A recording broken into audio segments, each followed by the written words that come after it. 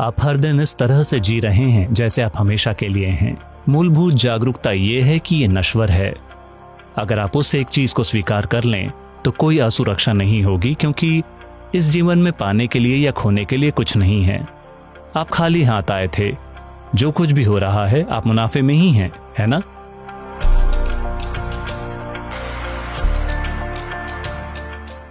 सद्गुरु जी, मेरा प्रश्न है कि हम असुरक्षा से कैसे निपट सकते हैं? हम असुरक्षा से कैसे निपट सकते हैं? जीवन असुरक्षित है। जीवन को लेकर कोई सुरक्षा नहीं है, क्योंकि क्या मैं आपको एक राज बताऊं? आप कितने भी युवा और स्वस्थ हों, एक दिन आप मर जाएंगे। मैं आपको लंबी उम्र का आशीर्वाद दूंगा, लेकिन एक दिन आप मर जाएंगे। क्या ये ठीक है? नहीं? तो आप खुशी खुशी मर सकते हैं या रोते हुए मर सकते हैं, ये आपके ऊपर है। लेकिन फिर भी एक दिन आप मर जाएंगे, हाँ या ना? अगर आप कहें कि मैं मरना नहीं चाहता, आज आप जपना शुरू कर दें, मैं मरना नहीं चाहता, मैं मरना नहीं चाहता, मैं मरना नहीं चाहता। आपके साथ बस यही होगा कि आप जी नहीं पाएंगे, लेकिन आप मर जाएंगे। हाँ, ये डर कि मैं मरना नहीं चाहता आपको जीने नहीं देगा, लेकिन ऐसा नहीं है कि वो आपको मरने से बचा लेगा। वैसे भी आप मरेंगे। नश्वरता को स्वीकार करना एक बहुत महत्वपूर्ण चीज है।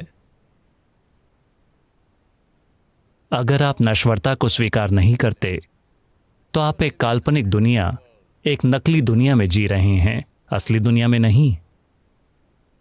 The real world is we come and go.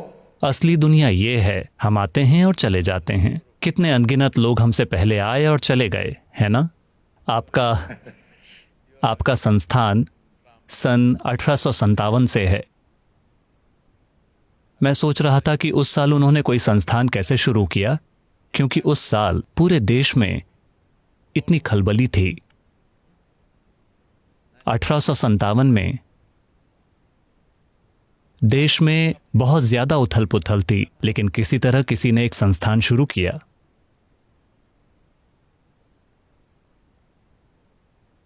जिस मिट्टी पर आप चल रहे हैं, हम नहीं जानते कि कितने लोग दफन हैं इसमें, हाँ या ना? ये सभी अनगिनत लोग जो आपसे और मुझसे पहले इस धरती पर चले, वे कहाँ हैं? वे सब सतह की मिट्टी हैं, हाँ या ना? ये भी एक दिन सतह की मिट्टी बन जाएगा।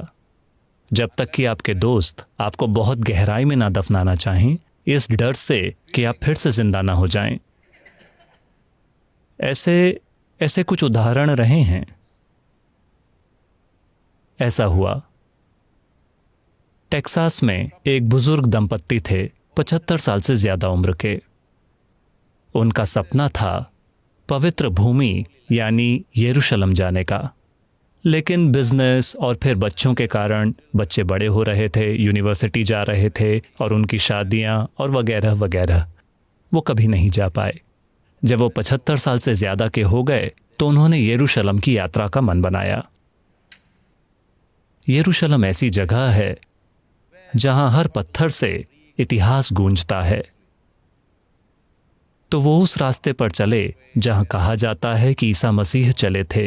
वो उस जगह गए जहां वो शायद पानी पर चले थे, और ऐसी कई चीजें। वो इस पूरे अनुभव से अभिभूत थे, और दुर्भाग्य से उस महिला को दिल का दौरा आया और वो मर गई। फिर वो व्यक्ति शव को वापस टेक्सास ले जाने की तैयारी करने लगा, लेकिन फिर लोकल लोगों ने जाकर कहा, देखिए, यरूशलेम पवित्र भूमि है, ये मरने के लिए सही जगह है, उन्होंने सही किया है। तो सारी रस्में यहीं कर लेते हैं और इन्हें यहीं दफना देते हैं, और इसमें आपको सिर्फ $25,000 लगेंगे,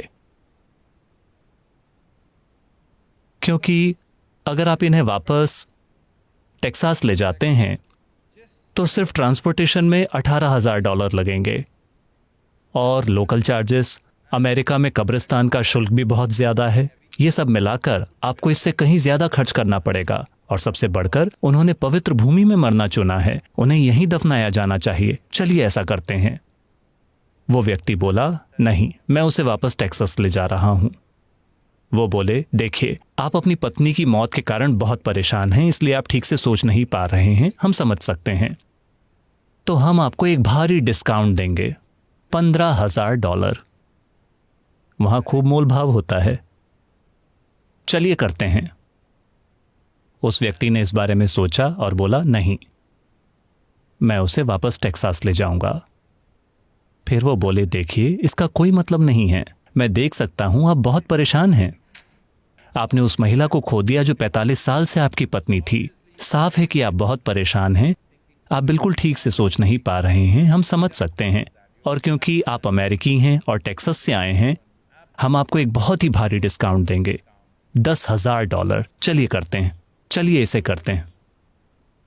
मैं जो बोल रहा हूं, अगर आप उसे समझना चाहते हैं तो आपको काशी या हरिद्वार जैसी जगहों पर जाना चाहिए, ये चीजें कैसे होती हैं।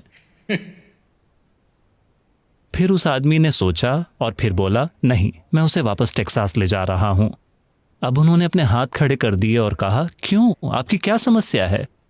$10,000, चलिए करते हैं। फिर उन्होंने कहा, देखिए, टेक्सास में मुर्दे मुर्दा ही रहते हैं।